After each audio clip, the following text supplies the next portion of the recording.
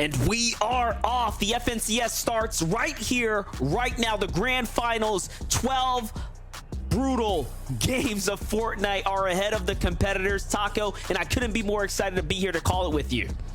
It's exactly, you read my mind, MDF, because we have 12 games of action throughout the course of this weekend. But here, day number 1 of the NAFNCS Grand Finals. Who is going to try and pave their path to being the AXA champion lifter? Well, the stage is set, and here we have it, the first battle that's going to kick off here between Rapid, Batman Booga, and the competitors that are landing all around them. There's about 3 teams down in this lower corner of the map, and you have to imagine this is where nerves are so high. But for Batman Booga and Rapid, they already have the advantage. They have the shield here to kick it off, and they're actually dictating the pace of the fight, cutting the opponents off already to try to secure the upper advantage. Really nice lookout motives here by Rapid. Gets a solid placement on that last Shieldbreaker EMP. Now just going to crank up a little bit, get some overhead view over Skater and Dalty, but Skater, Dalty, not one to go down without a fight. Love this split positioning, though, from Batman Booga. He's looking to try and take the flank opportunity here, while the distraction coming from up high out of Rapid. Have to remember, this is also a duo who really left a pretty big impact throughout the course of semis. I mean, they had to battle their way through the lower bracket just to make it into the upper bracket. And then once they established their foothold there, found the Victory Royale during our win and in time. Yeah, and it was towards the tail end, right? It wasn't a quick and easy in and out weekend for Rapid and Batman Booga by any means. They truly did have that uphill battle. They're one of the few teams that, you know, found favoritism to this types of format. But jumping into things, Rapid and Booga have to close this battle quickly if they want time to really get situated and beat the zone here as things are starting to move. And while this is all happening, the feed is equally lighting up as individuals are getting picked apart. So there's going to be plenty to update in just a couple of moments. But Rapid and Batman Booga haven't concluded the battle when they have the advantage. No, and right now, still a little bit of a split approach here from Rapid and Batman Booga. They've got to deal with the likes of Skater and Dalty. Neither side wanting to forfeit anything further here at Research Rock, but Rapid, Batman Booga, again, still with a relatively massive shield advantage over the opposition currently. And yeah, MDF, right now it looks as if Rapid might have had a glimpse there into finally securing a knock or an elimination of some kind, but just not enough ammo in that Thunderburst to want to keep that engagement going. So it will be a brief fallback as now Batman Booga will continue to be a little bit split from his duo. Does have a good amount of that Flowberry Fizz, though, to keep himself well sustained. Now looking back, try and challenge the height. It's Dalty just looking for an escape route. Rapid not trying to let him have it. Skater as well splitting off from Dalty, but now it's Rapid who can find himself in a bit of a fickle position here. Just wants to get the wraparound onto Dalty. First shot from the pump, not going to be able to connect. Dalty still barely managing to hold on for dear life here inside of his box, but Rapid, he's got the positioning he needs. He just needs to close it out with the aim. But the box fight still looking to possibly be turned here. Batman Booga on the immediate retreat. Rapid now can't hold on any longer. Skater and Dalty Walty refusing to budge. What just happened? That is what we call competitive pressure. Skater and Dalty Walty do not give up by any means. They managed to turn around what looked to be an absolute dismal situation, but Rapid, when it mattered most, when he had his opponent boxed off, when they played it so textbook, he could not land the shots that mattered most. What a crazy turn of events. Did not see that coming at all. But here we have it, Taco. We jump ahead with Cold and Acorn, who are surrounded by plenty of opponents here. This is just equally a part of the situation, but we have something even more important arising here. Aaron and Chance potentially taking out another favorite of Baka and Pars. Baka and Pars have had this historical slow start so far on all of their first features on the big weekends, and right now looks like you've got the lobby pressure and of course Aaron and Chance right on top of their heels, and that's going to find them eliminated here in full. You can definitely tell that a lot of these teams trying to avoid some of those new surge thresholds that have been implemented, keeping in mind 4 less for every zone, so a lot of the action here, teams trying to confirm their damage, confirm these eliminations early on. Also, as far as Baka and Pars are concerned, their real downfall there is that fight essentially determining who's going to be able to secure the forecast tower. As of right now, though, a slightly separate engagement here. Peterbot Pollo not necessarily caught up in the action just yet, but don't necessarily know what their journey looked like. They've got their base built up currently around this forecast tower, but the moment it spawns in, you have to imagine Aaron and Chance willing to take another chance with another engagement. A completely different story for Reet and Ritual, seemingly uncontested for their chance at, of course, this massive advantage in the forecast towers. And we've seen so much occur as far as fights, battles, right? And key points of moments, critical moments occur here for the forecast towers for Reet and Ritual. If things continue this way, if no one gives them resistance, if no one impedes on their territory, they will have the greatest advantage to take an FNCS. And even Reet took to social media. He was talking about how he has never felt this supported by the community as a favorite, but he likes the way it feels. He feels great. And I think that mental addition is going to definitely show itself this weekend. And already, Taco, I mean, I'm feeling like they have everything set up for them. Only time will tell, though, whether or not Reet and Ritual truly are the main characters of this first FNCS Grand Finals, because there's quite a few other teams here, Monster, that would love to take that title away from them. Epic, Clix, another duo that has a lot of fan favoritism supporting it. So can't ever count out Clix or Epic in terms of making things be a little bit flashy as well on their approach here, but hanging out by Rebels Roost currently. Clix and Epic, very common rotation for them to move from Lavish Lair over towards the Rebels Roost, where they know they're going to have at least 1 or 2 teams that they could look to try and secure some of their surge damage on. Definitely have to find a fight. Dan Redux might be a great pick for them. We'll see how that ends up unfolding for them. Now on over the threats and Dukes. And one thing I did notice in the feed as G Money picks up an elimination right there is that Kanata might have found a knock in a full elimination, so they might be potentially conned. When I know we were coming out of the opening, you know, kind of ceremony of this NA coverage talking about they might be completely uncontested, but I think there are some folks actually looking to adjust here. So we'll see who ultimately ends up having to battle their way out of their drop spots. Kanata and Aegis are completely healthy at the moment. For all we know, they could have beat the drop on someone. But look, they do have 2 eliminations here. And this is from those early game battles. It almost started off immediately with a fight there. And seeing Kanata as well with this lock-on pistol, kind of curious because with their drop being by the Ritzy Riviera, they have a little bit of eyesight overhead with that slight elevation. More on that later, though. As right now, Epic Clix found exactly what they're looking for. It's a fight up against Dayan Redux. Absolutely gassed. Nothing in the tank there for Day. What a great tag. Epic Whale Clix making quick work of Dayan Redux here. With no one around either in the zone, that's a perfect setup for them.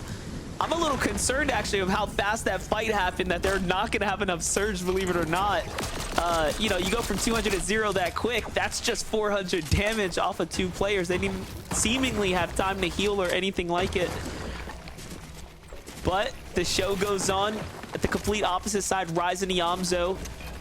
We chatted about how they have this 2-day formula locked in, but day 1 is the most pivotal, the most critical of their success. If they can take the lead here, they do have the history of playing very well after making adjustments leading into day 2. And for them to be the last team to rotate right now, granted they do have some grapple hooks, is still extremely concerning. Even have the options there for crash pads if they so choose, but the way that Ryze and Yamzo are running past that farm ability definitely indicates that a lot more favoritism towards just using those grapples instead. But Ryze actually maxed out on metal currently, still looking to try and ensure that Yamzo has just as much of those hard materials steadily available, because as they make this rotate, heading north out of the hazy hillside, they're definitely going to have to try and battle up against the likes of teams that are already situated, already poised on some of that northern elevation, so it could make things rather difficult. So they'll definitely want as much hard material as possible for those rotates. Yeah, very important to single out the fact that they are putting that much emphasis. They're willing to trade out positioning for better, high-grade material. But Bugha and Aviv, the complete opposite, already at the zone here, not maxed out on metal or brick by any means here. However, they are trying to play for key positioning so they can set themselves up to not only stay away from potential opponents and players on the edge, but find themselves some tags and really determine the pacing at which they take their battles. It's a great spot to be in here at the Reckless Railways. Like we talked about, we already know this general territory is housed by Reet Ritual, but they have the storm information, right? They know exactly where to go with that forecast tower. So unless they're long gone, I mean, we can assume the zone might be pulling this way. We'll see when we get an update with them. The other thing that Bugha and Aviv are likely going to be keeping an eye out for, as well as honestly every single team participating in this Grand's Lobby MDF, is the fact that these combat caches, I think with these new surge changes having been implemented, probably expect more players to try and get aggressive with those caches. I know oftentimes you won't necessarily see teams too head-on ready to aggress, but it's not just the material having that max metal, but just having the opportunity, generating the opportunity to get some surge tags online, such as what Muzz and Paper are lying in wait by the bush, Neko balls, just the wrong neighborhood, man, and that's part of the play that's involved with the Grands weekend. Muzz, Paper, just, again, creating their own opportunity. That is right. This is game one of the FNCS Grand Finals. If you're just tuning in, don't miss a beat here. Things are going to start getting pretty intense now as we're approaching the new Storm Surge thresholds. We talked about that 70 threshold being the place to be, the marker to have to fight towards. And if things don't start to turn up now, it's only going to become more and more of a issue for the lobby. But we've seen plenty of action here for an FNCS Grand Finals game number one, which continues to be set as far as pacing is concerned for an NA server. You can see there the new thresholds updated. And yeah, based off that fourth zone, 74 remaining players, we're due to see at least a couple of players maybe making some plays out of desperation as they try to get those damage thresholds above what they need. Skittles still trying to remain proactive as well. It can be difficult though to acquire tags with just a standard Ranger pistol from a distance. Take a look at the push right here. Golden and Ozone thought they had the coast clear, and all of a sudden Zooks and company land right up here on the Rift Island. They won't be able to secure the cache. However, they will get all the brick and material down on the bottom edge. For Golden and Company, this is the better spot to be, and I'm actually surprised we don't see Clix and Epic Whale up here. We've seen them throughout all of the semifinals weekends play for this Rift Island zone, and they generally have landed just to the north. You think they have rotated south by now if they're taking out Dan Redux. So positioning might be looking a little wary for them as we start edging into the later rounds of this game. We last checked in with Reet and Ritual. They were at pretty much their general drop spot at the railways, so we know the zone's going to likely be pulling center and or eastern. We'll see when the timer updates. For now, Acorn and Cold are looking a bit desperate here, Taco. Very, very low material even after the 50-50 split, so you have to assume that both of these players are less than half their material cap count. They will have to battle here shortly. For sure, but they can at least pick a more calculated moment in comparison to some of the other teams that might be surrounding them, given that their damage threshold is several hundred above. Acorn likely on the lookout, currently trying to scout, see if there is a possible third-party opportunity where they can look for that chance to secure some eliminations, build their damage even higher, but most importantly of all, get those materials, because they are most definitely going to need them throughout the course of these rotates, especially coming from that south side edge of the zone where a lot of congestion is going to be building up anyway. Trashy and Skittles continue to maintain this high ground spot. We already know that Skittles is having a very hard time with that tactical pistol, finding tags at range, so this is really all up to Trashy here to get this pressure going, to get these tags landed. Otherwise, they will start to fall behind very, very quickly. That's just one of the risks you take, prioritizing a more close range battle or weaponry. Meanwhile, Clix finds an elimination in the feed there. So Clix and Epic Whale continuing to turn on the gas pedal, even under the pressure of what will be, of course, the Storm Surge to come here later. But for now, look, the pacing of the game moving faster than the warnings, showing that we really do have a very active NA server right now. They're not playing any games. They're not taking any chances. You have to respect an aggressive game one coming out of the lobby. Just tells us that we have confident players in here. Confidence, certainly something that Peterbot has more than an ample amount of. But Peterbot, Pollo actually going to make their approach from inside of this little ravine.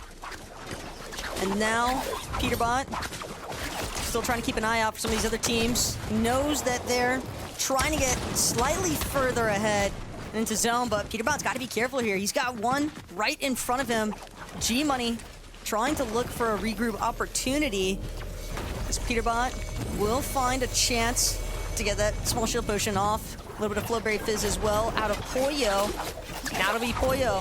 Peterbot following the rotation. Encrypted and Ducky just ahead. Same for Diego plays. G Money, but it's going to be Diego who gets the bulk of the damage there out of Peterbot.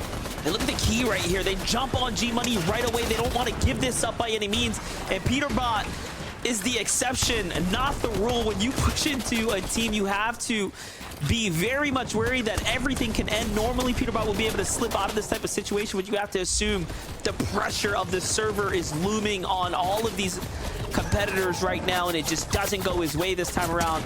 And now Diego is left to pick up the pieces here. G Money at 4 eliminations, by the way. They get finished here very early to the hands of Ducky and Encrypted. Keep in mind, a great day one performance is important, but day two is even more important as the points are going to be worth even more. 1.5 times as much, in fact. That's such a tragic situation, though, for G Money and Diego. They were more than set on their surge damage. Peterbot and Pollo just taking such an aggressive jump into their box like that right as the 2-tick zone is approaching, and both teams caught out of it. Just can't imagine that it was ever going to be that beneficial for Peterbot and Pollo either, but at the very least... Paper took down Kanata. Paper just took down Kanata right there. We haven't seen Aegis fall, but Taco, that's looking pretty tight for some of the favorites. At least it's game one, if anything. That's something that always to keep in the back of your mind. Even if you don't get the best start to the day, if you're at least able to close things out in match number 6 with a solid finish, you still feel pretty good about your odds heading into day 2 typically, because consistency will be the key for these teams here today. There's a lot of teams dogpiling each other here at the Lavish Lair Garden. Trashy just trying to keep it moving, wants to break into that edge of zone, get some positional favoritism before the rest of the lobby has a chance to catch up. Trashy knows that if this zone continues to pull towards that north side, does not want to get caught in that south end congestion. But it's hard to look back and find those tag opportunities to maintain above that damage threshold too. What's crazy about what we're watching, especially like, forget the gameplay on the screen, I'm just looking at the way the map, the bottom right, the way all of the players are moving, they are just ratting their way edge to edge. This is really showing you that there's an anomaly occurring here on the FNCS Grand Finals. This is how important it is to the players that they just want to get to the safety of the zone, base down, and if they have to fight, so be it. They'll take those fights. For Reet and Ritual, they have much more knowledge than others. They know where the next zone's going, right? So they're playing a different level of game strategically. However, they need to fight still. They need the surge here. This is a very important battle, and they find a couple tags, but they're hurt in the process. It will be just enough, though. You have a knock. Given that Dalty, though, could be very difficult to actually get to. Most importantly is the fact that at least for right now, Reet will get a little bit of space here. Ritual just continuing to target forward. It's Skater again, finding his way, just squeezing out of the box that Reet and Ritual were looking to knock on the door of. But again, Reet and Ritual now still feeling the pressure because the next zone kickoff, it means that you just no room to ever really feel comfortable. So many of these teams just feeling the pressure now from that surge threshold. Well, here it is. Jumping in with Sphinx and Pump. Pump is down. Sphinx is left to play this out by himself, so he finds himself a nice little elimination to keep him in the game. Just barely holding on by a thread there. However, for Reet and Ritual, things are still looking tough. Although they go back and forth here with their surge damage, other teams have an eye on top of them. 20 seconds until the damage does start to turn completely online. And if they don't find tags now, I mean, it might just be impossible to do so later. But you never know, given the nature of the lobby, players are going to start to fall here. They could potentially survive a little bit longer. I'm more curious to see as to why Ree and crew haven't actually just healed just yet with the Flowberry Fizz. If they wait any longer, it's going to be pretty tough. Seems as though Ree and Ritual are really just banking on the fact that they wanted to maintain that Flowberry Fizz for when their shields inevitably get cracked. They can use this Flowberry Fizz to try and regen a little bit of shield, try and keep their white HP from going down too low. All they need is 4 more players to go down. But at the same time, no one is willing to budge from their box. If you're safe, if you're not below that damage threshold, there's no reason to peek right now.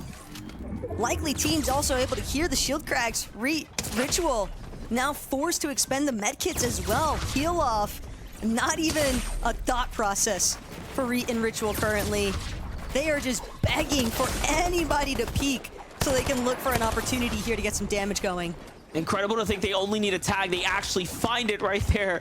And it is so close. They are just barely holding on. Now, let's not count them safe just yet, as of course, 3 more players still have to fall. And there's going to be the next threshold that they're going to have to worry about there. But what an intense moment, and they were virtually gifted. Again, gifted all the information from the tower early on. Bugha also having a very difficult game here. Take a look at this. Aviv with a singular elimination taken out. Ritual under pressure now from the rifle of Bugha. He's only 39 above. Make that 100 now, but also just very much on that very thin lining here, trying to hold on to this tournament run here. Granted, it is still Bugha, though. And definitely a player that has more than earned his respect here in this Grand Finals lobby, but Reet won't be able to hang on for much longer. Gets picked off as he desperately tries to make a play on the low ground for some damage. That's going to be the end of his lobby 1 run, but Bila up top here with Quanti. Now going to look to try to max pull zone here. So Bila just want to get straight towards the next zone. But immediately, you look to use that grapple blade towards frontside zone, you're going to get ate up in the process here. Bila Quanti just barely managing to get a little bit of a chance, get some resustain going. Clicks an Epic on the other note, though, inside the Migron layers, having a chance now to pick up that height.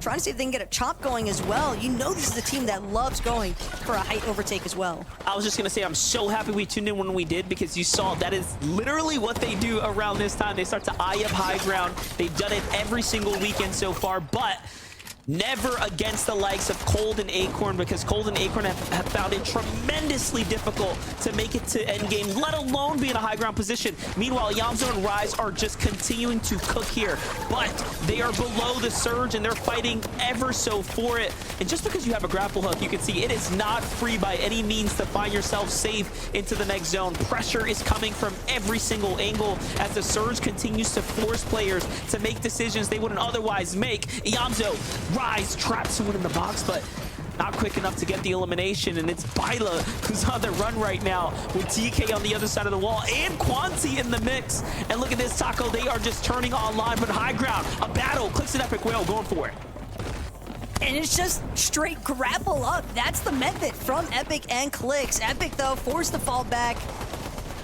Seems his damage a little bit too much to continue trying to hold height there for the time being. Duke threats more or less the same boat. Also try to look for a little bit of a height challenge here. Now Duke forced try and use his medkit, but using the medkit also means that he can't be moving directly behind threats. So this team wants to be careful, doesn't want to get too split here as the zone continues to pull across the course of Lavish Lair.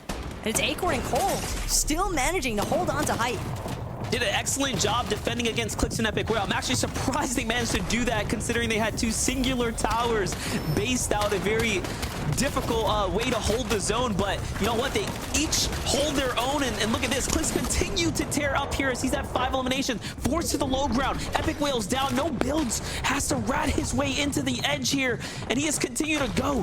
He finds a solo in front of him. It's Cold. It might be Acorn as well. No, it's actually just Cold coming down. Trying to single out Clix. And he is super hurt. Sandwiched between two players. But Acorn is there to back him up. And down goes Clix and Epic inside top 10 of the ultimate low ground. Trashy here with just 4 eliminations. Trying to make the best here, but they've already done so much. And the sleeper duo of Muzz and Paper securing high ground. This might be their game. Muzz and Paper, though, drop in momentarily. Looks like they want to try and apply some pressure towards this bottom side. Rise of the Yamzo, when these two are together, the low ground demons really tend to shine here. As now it's just a Minish as a solo directly above Rise of the Yamzo. They've got ample mats to keep targeting forward. That's going to be a drop down momentarily from Paper and Muzz. They're trying to find these last few players standing in the lobby. But it's Rise, it's a Yamzo. Still continuing to control the low ground. Acorn in the back. He's just trying to go for the heal off. He's just going for placement points right now, but one thing is clear. Rise and Yamzo are closing in on 10 eliminations, and we've seen game 1 wins with 10 elims back to back to back, but Acorn is that wild factor as he snipes up the high ground here. Rise and Yamzo get taken out to the hands of Muzz and Paper. Paper jumps down and goes for it all, and in the end, Muzz is the one who is still standing. It seems like Muzz and Paper did just enough to take that first game there. And that's incredibly close, by the way. For a moment there, it looked as though there was going to be an upset opportunity. Yeah, but sometimes that's just the way the cookie crumbles. We've seen a lot of trades, actually. It'd be not a surprise to me if that was a very much fair trade and Acorn potentially took it. Who knows at this point? But take a look from the other perspective. Paper and Muzz had the determination to win this game, and I wanted to call them out a little bit sooner. I love the fact they were rotating a little bit later instead of immediately grapple hooking in, and it seems like that was the key to success here, as at the very end, they ride the storm out. Take a look. Muzz is in the back lines, healing, and on the front lines, we have the exchange happen out there, and Muzz gets the elim 6-1, and that's 7.